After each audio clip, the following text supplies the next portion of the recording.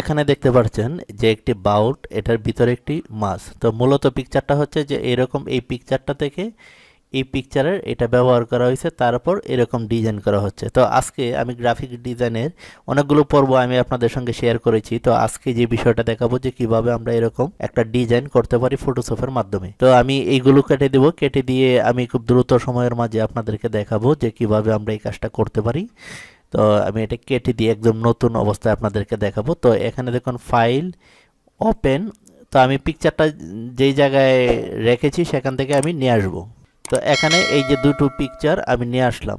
আসার পর প্রথমে আমি যে কাজটা করব, এখানে এই যে বাউল রয়েছে সেটা আমি এখান থেকে রোটেশন করব পিকচারটা। রোটেশন করার পর আমি এইখানে কুইক সিলেকশন টুল আপনারা দেখতে পাচ্ছেন, এই কুইক সিলেকশন টুল দিয়ে আমি কাজটি করব। তার আগে আমি এখানে এই যে তালা, এখানে ডাবল ক্লিক করে আমি এই তালাটা খুলে দেব। এই যে দেখুন তালাটা এখন চলে গিয়েছে। তারপর এখানে এই যে কুইক সিলেকশন টুল, এটাতে আমরা ক্লিক করব। ক্লিক করার পর এরকমভাবে আমরা এটা আমি সুন্দর করে আমি সিলেকশন করে নিব। এই যে দেখুন এরকম হয়ে যাওয়ার পর কন্ট্রোল জে আমরা ক্লিক করব।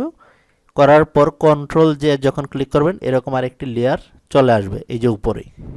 তো উপরের লেয়ারটা যখন চলে আসবে তারপর আমরা এখানে বি টুলের মাঝে ক্লিক করব।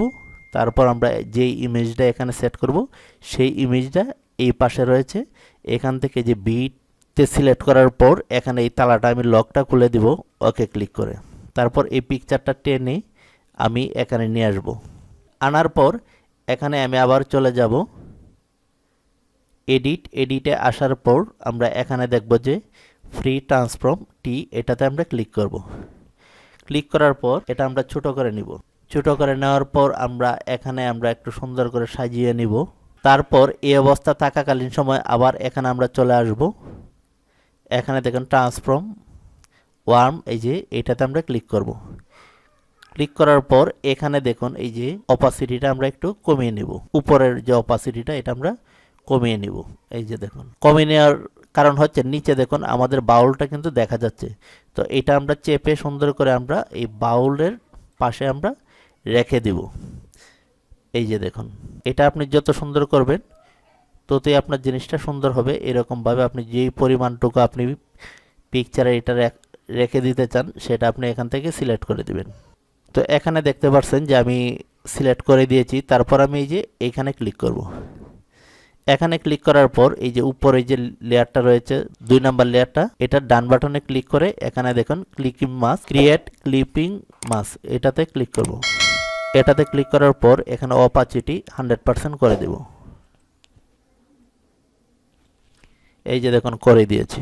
এখন আপনারা দেখতে পাচ্ছেন যে আমি সুন্দর করে একটি ডিজাইন করতে পেরেছি। তো এখানে পিকচারটা আমি যে পিকচারটা দেখাচ্ছি, তো এই পিকচারটা আমি অন্য একটি, আর আগে যে পিকচারটা দেখিয়েছি সেটা একটি পিস ছিল। তো এটা আমি অন্য পিকচার দিয়ে করেছি। আপনার পছন্দ মতো পিকচার দিয়ে আপনি এরকমভাবে করতে পারেন। তো এই ছিল আজকের বিষয়। সকলেই ভালো থাকুন। আল্লাহ হাফেজ।